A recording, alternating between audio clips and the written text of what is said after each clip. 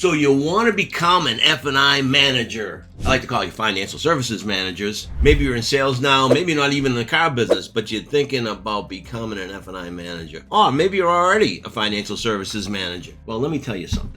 Okay, I'm going to share with you some information that's going to make you a better F&I manager if you're already one, and going to give you some information as to why you should become an F&I manager, the attributes of F&I managers, and the fun that you will have. It's not a lot of fun, believe me when I tell you. Being an F&I manager is a rewarding career, but oftentimes it's not a fun career. And it all starts with great attributes. And I think the greatest attributes that you can have as a financial service manager start with a do-it-now attitude. Yeah, you got to have a positive attitude, but that do-it-now attitude is one of the best attitudes that you should have as a financial services manager. What does it mean to have a do-it-now attitude? Well, do-it-now attitude means that you're going to get involved in deals earlier than most F&I managers. A do-it-now attitude means that you're going to gather information about your customer so that you lower their apprehensions, you lower their resistance, you gain some information about them so you know how to sell them. That's what F&I managers do. Now, it isn't all about selling. There's other things that you need to do, but these attributes lead up to all the other job responsibilities and duties that you have as an F&I manager. So as I mentioned, it all starts with a do-it-now attitude, which we'll talk more about soon. You got to make things happen. You got to be proactive rather than reactive in F&I. And that, again, takes getting to the customers fast and furious, getting to know the customer, getting to know the deal, assisting in the workings of the deal, assisting closing the deals. Yeah, but you got to make things happen by getting involved in those deals early. I've often talked about the 3 stages that all buyers go through, whether they're buying a car or a piece of furniture or even a TV. They go through what I call the awareness stage, where they're aware they want something. Let's say it's a car this time. And then they go from the awareness stage to the discovery stage, where they're discovering exactly what they want to buy, who they want to do business with, and how much they want to pay. And I think it's really important that you put it in that perspective. From the awareness stage, they go into discovery stage as to what they want and who they want to do business with first. Price comes third, especially today, with all the information on the internet. And that's what I mean by a do-it-now attitude in assisting closing deals. The minute that customer gets from that awareness stage into that discovery stage, as a financial services manager, you got to drive them closer and closer to a decision stage where they make the decision to do business with you at your dealership. You got to be a great communicator. And you're going to communicate a lot better when you gather information about your customer. You're going to become a better communicator in F&I when you learn product knowledge. When you learn everything you can about the products that you have available in the F&I office. What they do, what they don't do. And another thing is that you want to be persistent. And you can be persistent once you gather that information from your customer. I don't care what anybody says. An introduction and interview in F&I is the start. There's a lot of minutia that goes on with the F&I job, which I'm going to share with you in just a few minutes. But if you want to make a lot of money in F&I, and that's probably one of the motivating factors of getting in F&I, is you want to do better for yourself. You want to move into management. And after all, moving up the ladder only means more money. And that's what you're in it for, obviously. You're in it for the money. This isn't charity, and this isn't volunteer work. There's a lot of hours that are put in F&I. I mean, you're a closer. You're closing the dealership every single night while everybody goes home, because you're the last person to leave that dealership, because you're the last person that customer is going to see. So I talked about product knowledge. I talked about persistence. I talked about customer knowledge. You got to have industry knowledge. To get into F&I,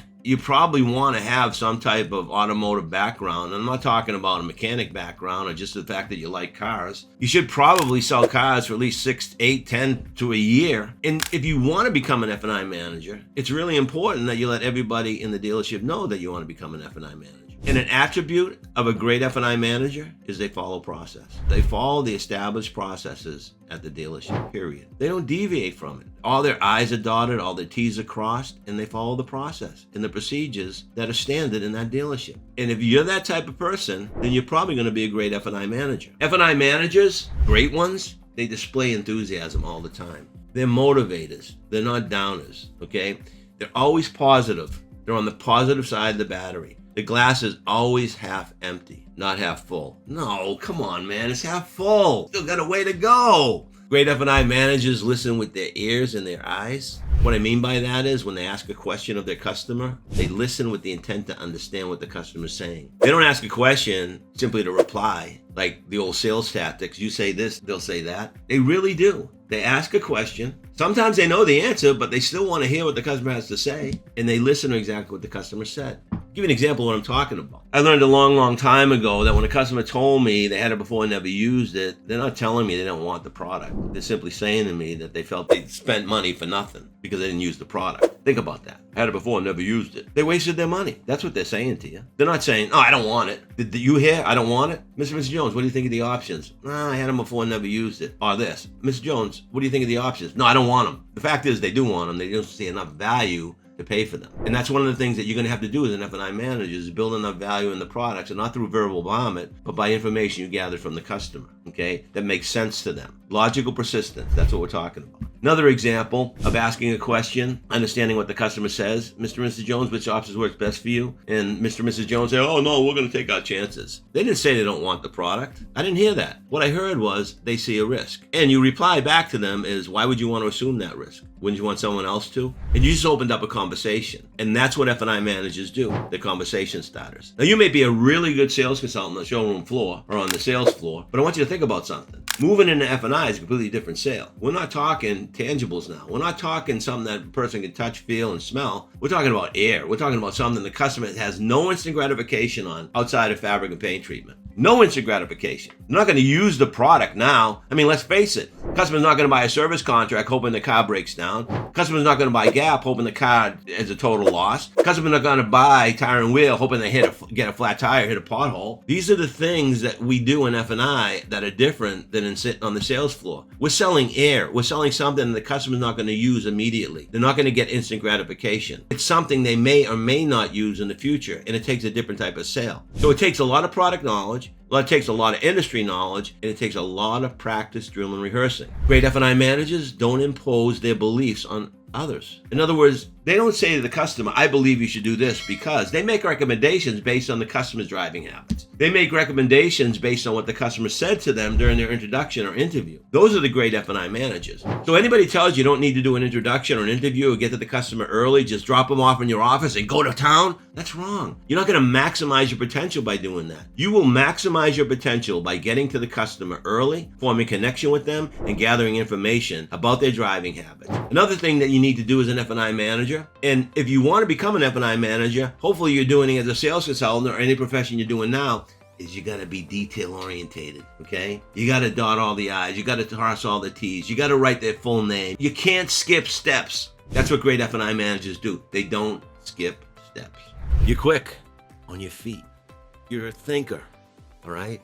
And you have solutions in your head based on the information that you gathered, based on your tenure, or based on your practice, drill, and rehearsing, or research that you've done. That's what great F&I managers do. And another thing that I like about great F&I managers is they are definitely approachable. They're definitely likable. They have credibility. They're enthusiastic and oftentimes empathetic. But not too empathetic, okay? Let's face it. Those are the characteristics that I feel every F&I manager should have. Those are the best characteristics or attributes that F&I managers should have. Now, F&I managers have a number of responsibilities that I want to share with you next. As an F&I manager, you're probably aware you have these 5 primary responsibilities. Let me let you know, those of you who want to become F&I managers, there are 5 primary responsibilities that you live and die by. And the number one responsibility that F&I managers have is they deliver cars. That's the number one responsibility. After the car is sold by the sales consultant with the assistance of the sales management team, they get handed the deal. And the next step is get it on the road. Get it busting bugs and looking at those taillights and hitting the curb. It's all car talk for those of you who aren't in the car business and want to get into F&I. You got to learn the lingo too. A lot of F&I managers go from, policeman, F&I, banking, F&I, mortgage, F&I, all right? They never even stepped foot in a car dealership or sold a car, and they were on F&I. That was never the way it was when I was a sales consultant. So your number one responsibility, bar none, is to deliver the car. That's what you're hired to do. You have a second responsibility, but not necessarily in this order, of what they call CITs. And for those F&I managers out there, you're familiar with what CIT means. Contracts in transit. I like to call it cash it today. Instead of contracts in transit, with the mindset of cash it today, the deals get funded quicker. And that's a responsibility that you have. Getting the money into the bank and getting those deals funded. So all the paperwork has to be correct. All the signatures has to be on there. And when that deal gets to the lender, it has to be funded quickly. Outside of overnighting, you got, fax funding, you got instant funding, whatever they call them now, but the overnight envelope, it takes the longest time. So you want to get these deals funded. That's a responsibility of an F&I manager. In order to do that, you want to verify and gather all information you can. You want to verify the details of the deal. You want to make sure all the I's and T's are dotted and crossed. And you want to make sure that all the signatures are there. You also have a responsibility of compliance, ethics and compliance, all right? And what that means is that you need to know the city, state, and federal rules and regulations. When we talk about ethics and compliance, the first part, ethics, that's your moral compass. That's what you believe is right or wrong. And ethics can be spelled out this way. Just because you have a right to do it doesn't necessarily mean it's the right thing to do. Compliance, you have to abide by all these rules and regulations. And you can't be ignorant to them. You can't just say, I didn't know. You got to know. You know, I've seen so many F&I managers today, seriously, that are put into the position from the sales floor outside of the automobile business and never certified in ethics and compliance. Go to Prod Prep, AFibs, right there, okay? If you're thinking of becoming an F&I manager, or you are an F&I manager who has not been certified, get yourself certified, even before you become an F&I manager. That's a plaque that you can wear proudly on your wall, place proudly on your wall, or tell a dealer principal or general manager that I've been AFib certified. I might not have been an F&I manager yet, but I paid to become AFib certified. The other thing you want to do with regard to protect the dealer's assets is you want to learn processes, F&I processes, and that may take F&I certifications as well. So it may take, for those of you who are not F&I managers, it may take an investment in yourself. For those of you who are F&I managers, if you were never formally trained, get formally trained, because you're only going to boost your income by doing so. The other responsibility you have as a financial services manager is customer satisfaction, as well as employee satisfaction. And that takes getting to the customer fast and furious and forming connection with the customer. Not just having them dropped off on your lap while you're eating a meatball sandwich in your office. You got to get involved in these deals early. That's going to lead to higher customer satisfaction. It's also going to lead to employee satisfaction. The sales staff sees that you're getting involved in these deals earlier. It's really important that you do that. I'm going to go into more detail on these things. And last but not least, which is probably the most important thing for both you and the dealership, is additional profit. Now, I will admit that some dealers look at, compliance as more important than profit. It's true, okay? But if you're a really good F&I manager, in the attributes that I share with you, you have integrity, you don't have to worry about ethics and compliance, because a lot of it comes down to common sense. But just because it comes down to common sense doesn't mean you shouldn't learn or be certified in ethics and compliance. Let's talk about additional profit. It's probably the most important thing. That's the reason why you want to get into financial insurance management, is because it's going to give you more money. And that's what's on the dealer's mind, is they want a great F&I manager in that position to make additional profit. And it's really important, especially today, where dealers are not starting to, but are now deep discounts on vehicles, and they rely on F&I department, not only for profit, additional profit, but for customer retention as well. Because all these product offerings in F&I lead to higher CSI and customer retention. So those are the 5 primary responsibilities. Once again, deliver the vehicles, number 1. Contracts in transit, number 2. I like to call it cash it today. Protect the dealer's assets, all about compliance, ethics and compliance. CSI, customer satisfaction, as well as / employee satisfaction, and then the additional profit. And let's break it down. As I mentioned, delivering the vehicles is number 1 responsibility you have. And in order to deliver vehicles, more vehicles, you probably want to assist in structuring deals. We talk about the awareness, discovery, and decision stage. And if you're involved in those deals early, you have a connection with the customer, you're able to assist in the structuring of the deal. And that's really important. And once you get that deal, deliver it. You got to know your lender's niches. You got to know their guidelines, so that when you have a condition, you can have a really solid conversation with the lender as well. You have to be trustworthy with the lender. You have to have integrity with the lender. And that takes verifying all the information prior to sending it over to a lender. You don't want to be blindsided. And that all adds up to the ethics and compliance portion as well. But let's go to CIT. Let's go from delivering the vehicle to CITs, because once the vehicle is delivered, you got to get that paperwork into the bank and the deal funded. And that takes that interview I mentioned, that introduction, where you verify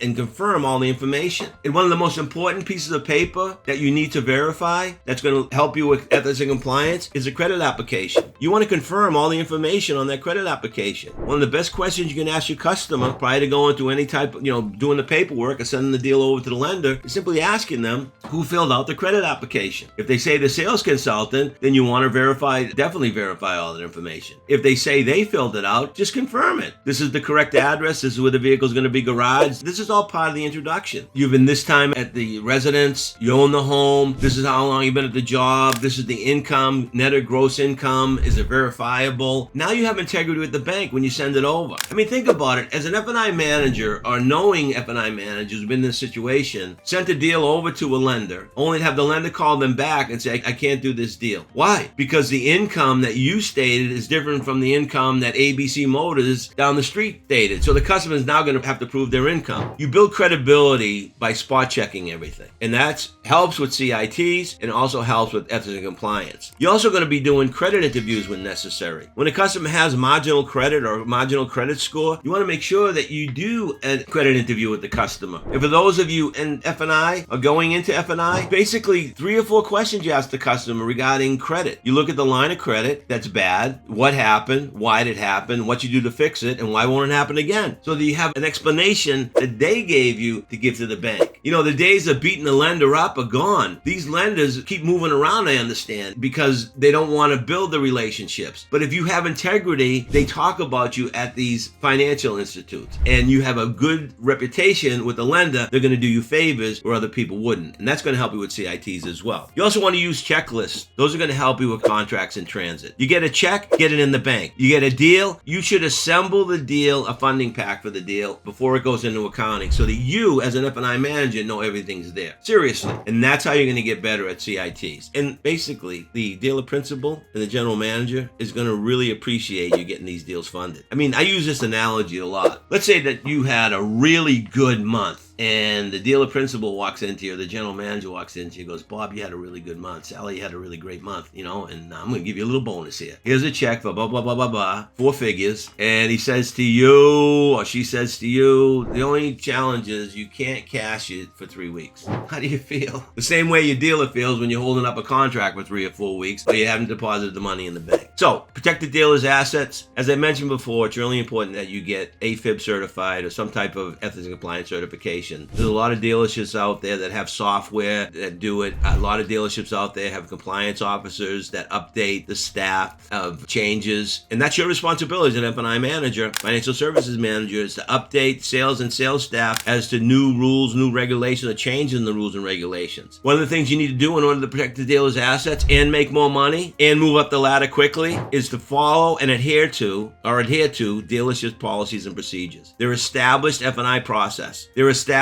sales process. If you're on the sales floor right now and want to get into F&I, make sure you let them know you want to become an F&I manager. Because there's those sales consultants that move up the ladder quickly are the ones that follow the established process in the dealerships. They're the ones that dot all the I's and cross all the T's and have great CSI, and they do their CRM tool properly. Those are the sales consultants, or those are the staff members of that team that move up the management ladder quickly. You also want to have, in order to protect the dealer's assets, because you want to maintain high levels of CSI and employee satisfaction, as I mentioned before. You also want to assist the sales management team in training the sales staff, especially when it comes to ethics and compliance. CSI, be proactive, as I mentioned. Form a connection with the customer. Ease the customer in F&I. Don't just have them drop on your lap while you're eating your meatball sub in your office. And under-promise and over-deliver. You've heard that expression. CSI is really important to dealers today, and so is an employee satisfaction. And by getting involved in the deals early, forming connections with your customer, easing them into F&I, setting realistic expectations with them, letting them know who you are, what you do, how you do it, and how long it's going to take. It may seem trivial on the surface, but it adds up to a lot. And I've often said a little plus a little plus a little equals a lot. This is one of those big things. That introduction is going to take you a long way. I don't care what anybody else says. So the only other responsibility you have is additional profit. And let me tell you how to get to additional profit, okay? You can get to additional profit by planning, preparing, and performing better. You need to know where you are, where you're going, but more importantly, how to get there. And the only way you can do that is by maintaining an F&I log and reviewing an F&I,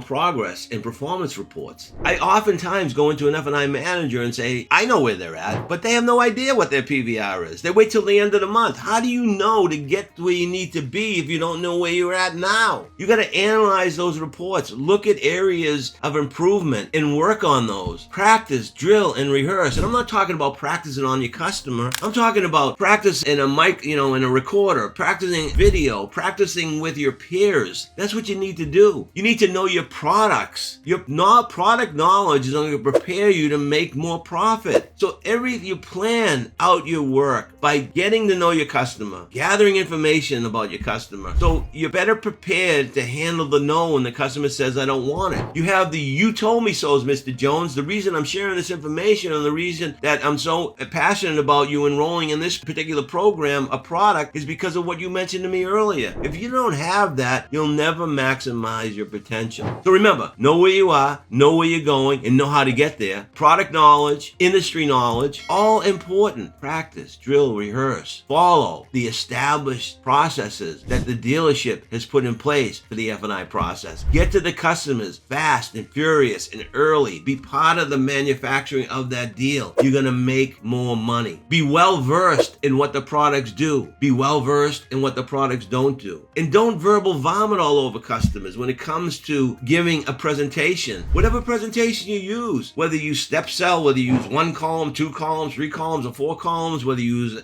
digital menus or paper menus, get comfortable with it. And it's through your tenure and through your research and through your willingness to practice, drill, and rehearse and to memorize word tracks. Let's face it, I have plenty of word tracks. Word tracks are nothing more than the roadmap. They put you in a place to take you to another place. That's it. But it's not so much the word track that matters, it's the message behind the word track that matters. That's what it takes to become an F&I manager. And if you want to become an F&I manager, good luck, man, because I've been an F&I for the last, pretty long time, over 35 years, let's say that. I don't want to put the 40 in there. But listen, if you like what you heard and you want to gather more information about becoming an F&I manager or even becoming a better sales consultant or sales manager, you got to check out podprep.com. Just check it out, man. We'll give you a 30-day test drive. You will not be disappointed. So remember, you have 5 primary responsibilities when you become an F&I manager. Those attributes I talked about are really important attributes. If you don't have them, don't worry, because those aren't attributes that you're born with. Those are attributes that are learned. Those are attributes that take a certain discipline and willingness to follow. Until next time, go get them.